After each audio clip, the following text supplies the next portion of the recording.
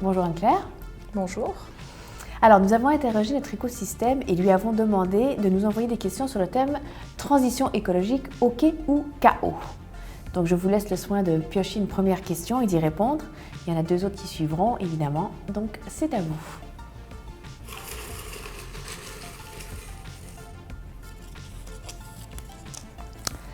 Retour des énergies fossiles ou accélération de la transition?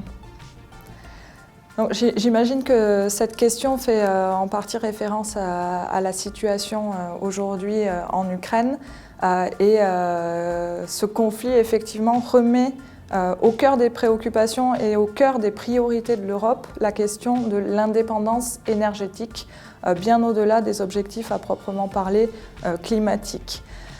Est-ce que c'est une mauvaise nouvelle pour la planète?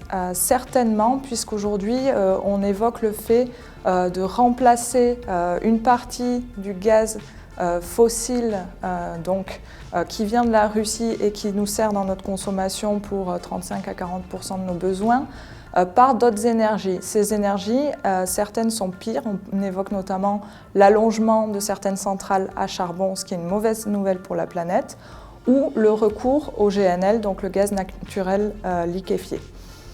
Pour autant, est-ce que c'est une mauvaise nouvelle pour les énergies renouvelables? Certainement pas, puisque qui dit indépendance dit aussi besoin de sources d'énergie qui ne dépendent pas du fossile, qui ne dépendent pas d'autres pays ni de ressources, mais de ressources disponibles en quantité dans la nature, donc le solaire et l'éolien. Et là-dessus, on voit qu'une partie du plan européen qui s'appelle REPowerEU permettrait même une accélération du déploiement des énergies renouvelables, notamment avec la facilitation d'obtention de permis pour les installations, qui est un des points bloquants aujourd'hui. Merci Anne-Claire pour cette note d'espoir. Je vous invite maintenant à répondre à une deuxième question.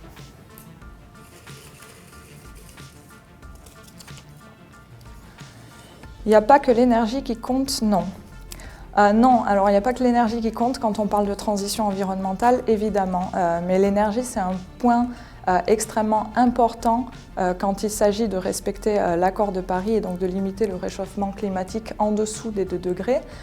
Mais quand on parle d'énergie, ce n'est pas uniquement une infrastructure, donc de l'installation d'énergie renouvelable, c'est aussi toute la question de l'électrification, puisque pour chaque euro qui sera investi dans une éolienne, une ferme solaire ou de l'hydro, il faudra au moins 1 euro d'investissement à la fois dans les réseaux électriques, dans les points d'interconnexion, notamment au niveau de l'Europe, et dans la gestion de cette électricité.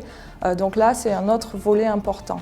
L'énergie, c'est aussi la transformation de la mobilité, puisqu'aujourd'hui, les voitures en particulier, mais pas que, sont des gros consommateurs d'énergie fossile, donc une électrification de la mobilité ou alors une préférence pour le vélo, le rail et d'autres infrastructures de transport en commun.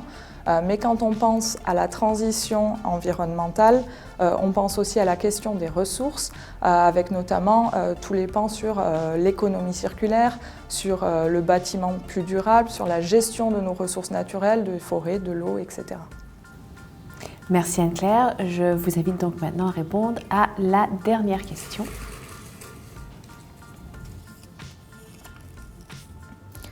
Une transition pas si propre que ça. Quid de la course aux métaux précieux?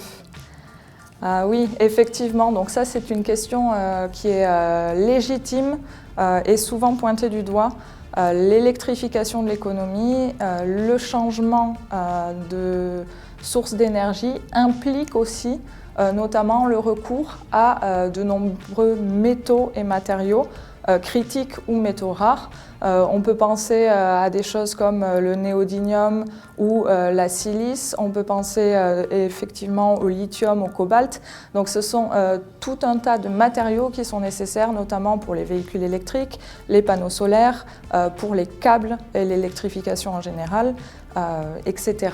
Donc forcément, quand on transpose le problème du climat sur ces besoins en métaux, ça crée effectivement de nouvelles problématiques qui sont liées à l'exploitation de ces ressources, qui elles-mêmes polluent, utilisent de l'eau, utilisent de l'énergie. Là-dessus, la réponse de Sycomore, elle est simple, c'est que dans notre approche, on a une considération holistique de l'environnement, non seulement sur les questions climatiques, mais également sur les questions d'eau, de biodiversité, de ressources de déchets et de qualité de l'air. Ce qui nous permet d'identifier des modèles soutenables dans l'exploitation de ces ressources. On va notamment privilégier le recyclage de déchets pour en extraire et revaloriser de la matière dans un fonds comme Sycomore Europe Écosolutions. Bon, on voit qu'il reste encore beaucoup de boulot, mais qu'il existe aussi de nombreuses solutions et que la transition ne peut que s'accélérer. Donc on aura donc plein d'occasions d'en reparler. Merci encore Anne-Claire pour votre éclairage et à bientôt. Merci.